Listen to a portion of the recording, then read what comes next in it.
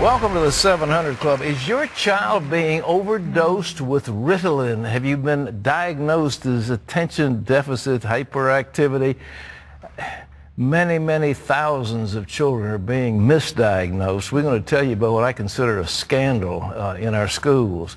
There are many doctors now in America who are beginning to speak out, and they say that ADHD is overdiagnosed, and it's overdiagnosed by people who really aren't qualified. And as a result, many children in our nation are being over-medicated. It may be some are your children or grandchildren.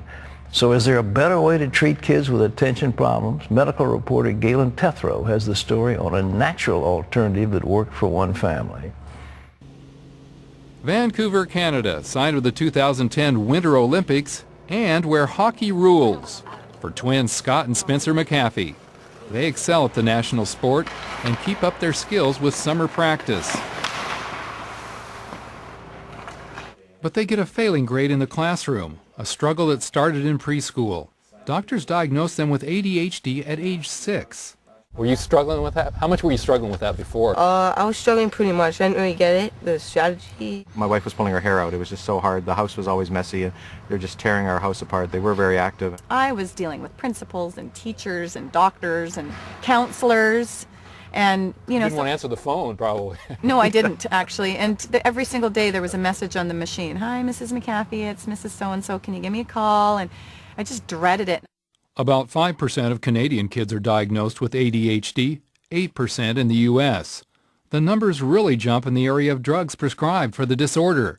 In the U.S. alone, that number has doubled in the last 10 years. So is there something wrong with all these kids' brains? Child development expert Gretchen Lefevre believes ADHD is both overdiagnosed and overmedicated.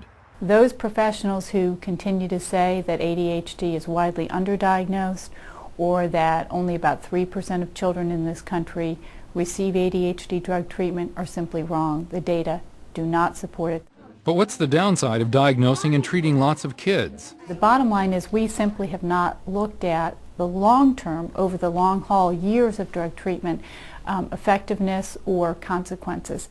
Regardless of the overdiagnosis, kids do need some help with their behavior. But millions of parents like the McAfees have felt they only had the drug option. So they put Scott and Spencer on Ritalin, a drug they say turned the boys into zombies. Then they tried the drug Dexedrine. Although it suppressed the boys' appetites and their growth, the schools kept advocating medication. The Dexedrine didn't seem to be making a difference anymore, and they just wanted us to keep upping the dosage and upping the dosage. As far as I'm concerned, there's very little grounds in most cases to warrant first line of defense being drug treatment or the only treatment. Lefevre notes in one study, researchers trained parents and teachers in behavioral techniques, such as reinforcing positive attitudes. That was effective for over 2/3 of the children studied. Physician Michael Lyon, author of Is Your Child's Brain Starving?, found nutrition helped him overcome ADHD as a teenager. He recently completed a treatment study using theanine, a substance found in green tea. I wanted to provide parents with something that they could give their kids that was safe and would provide some very rapid or immediate benefits to sort of buy them time so they wouldn't have to rush into using medication. He's still analyzing the results, but says all the indicators are looking very positive. And there's precedent, considering the Japanese use theanine as a standard treatment for ADHD. The McAfees took part in Dr. Lyon's study. You can do anything you want to do when you take the L-theanine, and you can breathe better, you can feel better, and it's just awesome what you can learn out there, because I haven't learned most of this stuff, right? And it's just amazing, I think. You feel like you're catching up? Yeah. But the boys stopped taking theanine last fall after the study had ended.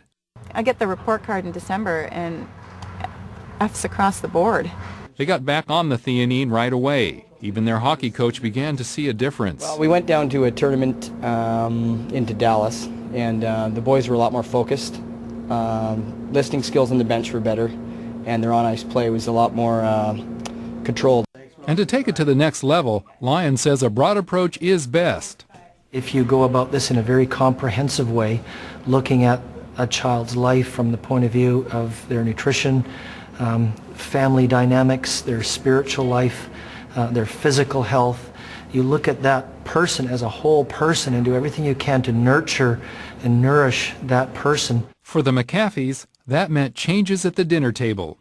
And just eating a lot more greens, lots more salads and fresh fruit, vegetables, grilled meats rather than fried, and whole wheat. Huge.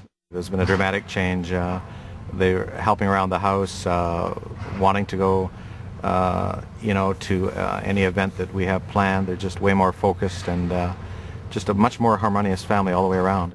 And better grades, too. Oh, so proud of you. You too, big guy. Come here. Oh, wow. So proud of you. Oh, I love you so much. There you go. Thank you. Excellent. With renewed hope, the McAfees take to the ice with Olympic gold in their dreams. Reporting from Vancouver, I'm Galen Tethrow, CBN News. Thank you, Galen. You know, I may sound like a broken record, but the same thing is causing many other problems. And that thing is too much sugar, too much salt, too much white bread, too much sweets, too much candy, too much stimulant like Cokes and caffeine, and not enough fruits, vegetables, protein-rich food that are not fried, and low sodium and exercise. I mean, it's just a no-brainer, but they have these manifestations, and kids, their brains need to be fed. They're starving. They're growing, and they need to be nourished. You're right, Pat, just to kind of concur. It's amazing the effect of food and what we eat has an effect on our behavior, our attitude, and our outward and inner appearance. Well, it's theanine. I mean, I'm all for green tea, too, by the way. It's very healthy, and I'm glad that they're giving that as something else. But also vitamins, good mega-dose vitamins. Don't medicate unless you absolutely have to. Some of these things are actually controlled substances. They would be on a level with cocaine. They're drugs, and they're bad for people. They don't do you any good. They merely suppress a problem, and the problem may be that the kid is growing, and he'll grow out of it. By the time he gets to puberty, he'll be okay. So, let's change the way we're thinking here in this country in relation to Ritalin. I just can't stand what's being done.